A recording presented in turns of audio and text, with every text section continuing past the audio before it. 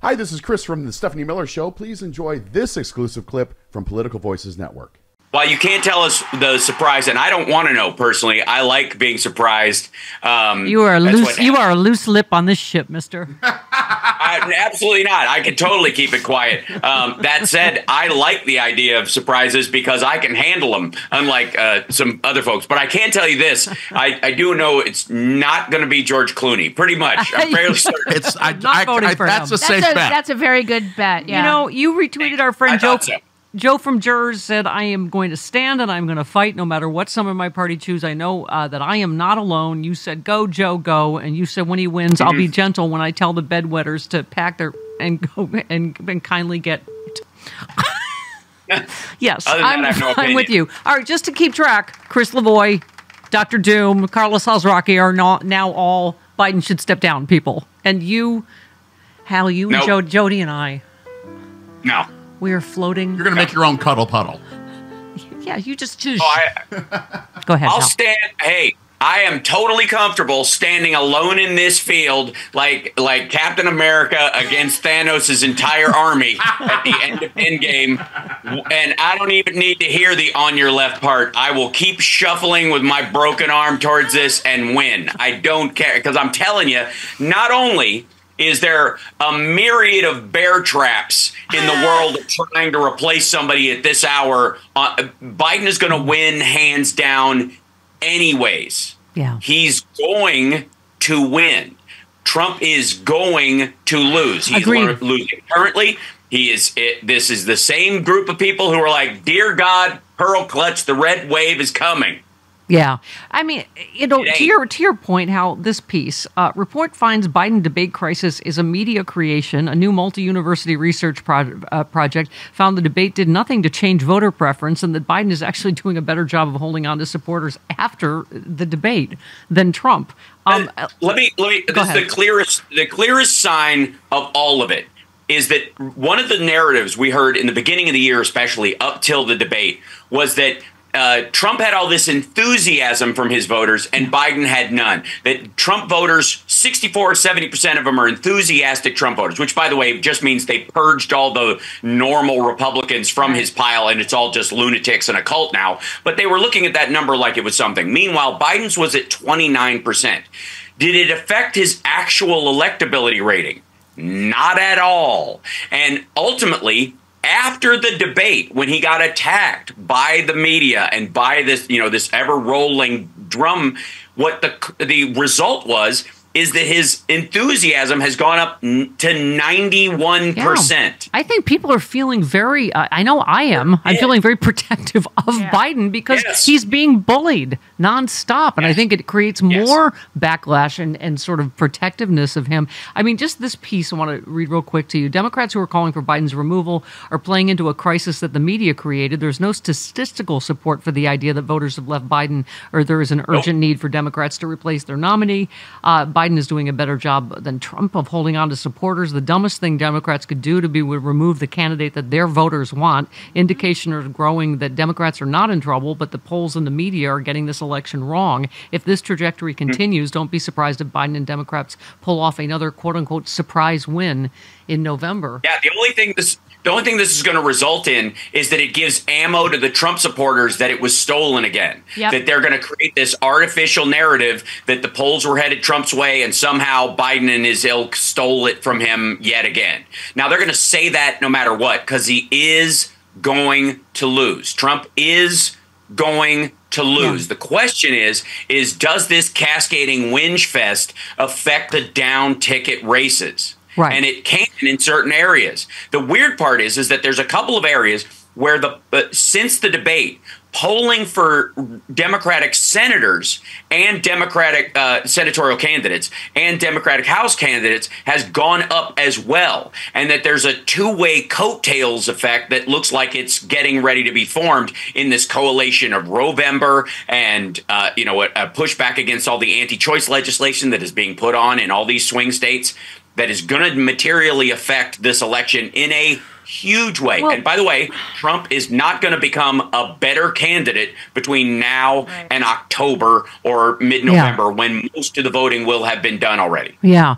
You know, all the reporting is, obviously the two latest polls out show the race static. It's the same, but the one troubling statistic is 67% or something of Americans think Biden should step down. But this is the vicious circle we're in, because the media's done 1,000 stories about he's old. The debate and he was terrible in the debate. Nobody's disputing that. But then it's like, okay, well, so now, we're in this kind of, a chicken or the egg situation. I don't know what's caught. And the herd is getting spooked, obviously, You can also agree that most people are going to think any 80-year-old plus is too old to be anything, much less president. There's going to be a general belief. Is that going to change the fact that they are going to vote for him in November? Absolutely not. It has not moved a single vote. That's why the polls were effectively static, even in these, even with the Rasmussen poll jacking that Trump and his crowd have been engaged in since the middle of last year. Yeah.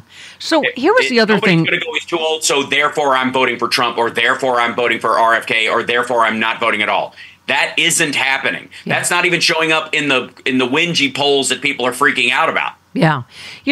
Hal, the other thing is, we've been talking about, you mentioned Alan Lichtman, a lot of people are talking about is like screaming from the rooftops, Democrats don't do this. You're talking about history, if history's any guide. This one we mentioned yesterday in the Wall Street Journal. One fact may explain why Biden is steadfast in his insistence that he isn't going anywhere. Well, I'm going to say, number one, he is president. B, he is the one that beat Trump. And C, he is the nominee who won the delegates and millions of votes. But okay. But because his $100 million campaign war chest can't go directly to another candidate that he's... Yeah, they would start from scratch. It's all sorts of stupid. But the thing has always been like, what about Harris? Because it's the Biden-Harris campaign, and this reporting is saying no. Chris and I were saying yesterday, I'm not a campaign lawyer. Right. I'm not an election lawyer. I don't know how all this, but I keep saying people are just playing like fantasy football. And also it's incredibly disrespectful to Kamala Harris to be going, what about this person? Forget the black lady, It's an absurdity. Let's just go back historically to the last time the Democrats could have run a guy, and they didn't, in terms of LBJ. So LBJ was talked into stepping down. His numbers were worse than Biden's were. After he announced he wasn't going to run again, his numbers went up to 56%. Frankly, I think he was scared by the 6 states my dad and Goldwater won. I think he was thinking, that was just a start. Maybe this time I'm going to get my ass. 7 states. Yeah. Well, that gave us Nixon. Yeah. Yes. Thank you. There is no Nixon presidency if LBJ doesn't step down. If he runs a second term, he would have won. That's what the numbers all pointed towards, even in the midst of the freakout, and splitting it, softening the vote 3 ways, which is what Humphrey and the other electorates did. Gave Nixon a path that he did not deserve, and gave us 8 years of, 7 and change, I guess, but gave us a presidential term that was to the detriment of the administrative state more than any other act except for the Trump presidency itself, which is people lost faith in our government because of Nixon. There is no Nixon presidency if LBJ had just stuck with it, even with his horrible poll numbers. Right. I've admitted to bias because I'm a huge Kamala fan, and I keep saying how their worst case scenario that they're fear mongering with their racist, sexist bull. Yeah, it's hard not to on the right is my best case scenario. It's always has been that at some point Biden decides that he wants to pass the torch, and then Kamala Harris is president at whatever point. And I love how crazy it appears to be making MAGA and Donald Trump. And in some ways, you go, who better than a black female prosecutor, right, to take down this MFer, Right. So I just. But again, we act like we don't have this fantastic sitting vice president, right?